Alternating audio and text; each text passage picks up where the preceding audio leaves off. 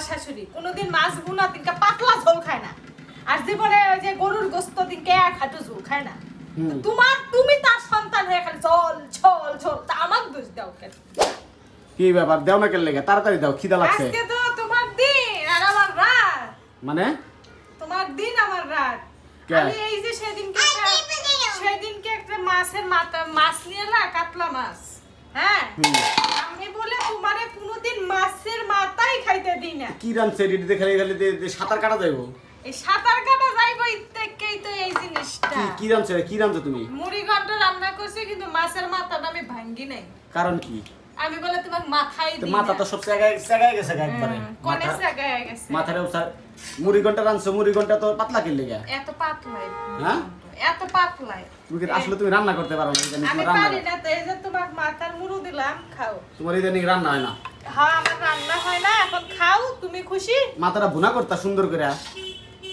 শুনেন, হ্যাঁ, তুমি যে ডাইল রানছো, এই যে মুড়ো ঘন্টা রানছো, সাঁতার কাটতে পারবা তুমি? এটা হইতে তোমার নামাই দেই, একটু ঘাটা দাও, লাড়া দাও দেখি। তোমার এটা ডুবাই থন যাবো। কি রানছো এগুলো তুমি? তোমার সাথে কথা কইতে আমার মজা লাগে না। মাছের মাথা যদি ভেঙ্গে যদি ভালো করে রান্না করতাম, আমারে কইতো এত বড় একটা মাছ নিয়ে এলাম, মাছের মাথা চোখেই দেখলাম না।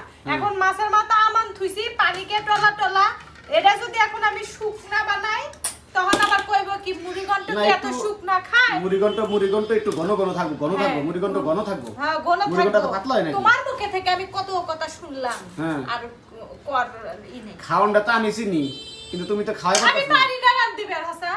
তুমি তো খাওয়াই পারো না। হাসা, আমি রাঁধতে পারি। এই একটা কি মুড়ি ঘন্টা রানছো, ঠিক আছে, মাথাটা আলাম রাখছো, ঠিক আছে, কিন্তু ডাউলের মুড়ি ঘন্টা ডাউলের এই অবস্থা কেন লেগে? হ্যাঁ, যা হয় হোকা, যা হয় হোক, মানে নাচতে না পারলে উঠান বাঁকা। পারো না রাঁধতে না পারলে কি ওরে জিগাইতে? রান্দা যদি আমি তোমার মায়ের জিগাইতা, তোমার শাশুড়িরে জিগাইতা, তারপরে তোমার বান্ধবী করে জিগাইতা, মানুষের জিগাই পছন্দ করে রান্তা না পারলে। আমার শাশুড়ি রান্দা, তার তোমার মায়ের জিগাইতা না। আমার তো ভাবতে অবাক লাগে যে আমার শাশুড়ির সন্তান তুমি। আমার ভাবতে অবাক লাগে, তোমার মতো সামার আর গেদরা। ইস রে, যে গালি দিয়ে লাইলা। হ্যাঁ, এটা কোনো কথা হইলো? তাই তো, আমার শাশুড়ির রান্দার সাথে আমার তুলনা কোনদিন দিও না। দেখা তো কোনদিন দিও না, কারণ আমার শাশুড়ি যে সুন্দর রান্না করে, চারটা খাবার মতো। তুমি শিখতারো না? কে আমি পারি ঠিকই, কিন্তু তোমার জিভে আল্লাহ বানাইছিল কি করে আমার শাশুড়ি নিজেও জানে না। তোমার জিভে হলো মনে করো যে গরুর জিভে আছে না খসখসা, তোমার জিভে হলো এরকম খসখসা। জীবনে আমার শাশুড়ি ব্রয়লার মুরগিতে এক হাঁটু ঝোল খায় না।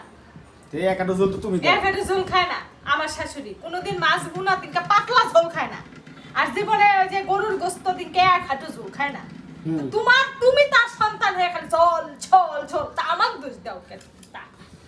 একটু ঝোল তরকারি না হলে ভাত খাওয়া যায় না, ঠিক আছে, কিন্তু তুমি তো একবারে পুষ্কুনি বানালে দাও। পুষ্কুনি না বানালে আমার সমস্যা। তুমি তো পুষ্কুনি বানালো, মুড়ো ঘন্টা রাঁধছো, এটার ভিতরে মনে করলে মাছ সাঁতরাই পারবো এমন অবস্থা।